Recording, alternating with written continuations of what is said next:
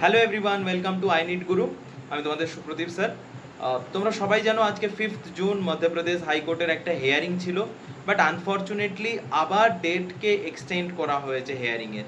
মানে 26 মে থেকেই সেম জিনিস চলছে, 26 মে থেকে 29 মে, 29 মে থেকে 5th জুন, এখন 5th জুন থেকে 16th জুন পর্যন্ত এক্সটেন্ড করে দেওয়া হয়েছে। এবার আমাদের 14th জুন অলরেডি রেজাল্টের ডেট, এক্সপেক্টেড ডেট বলা ছিল।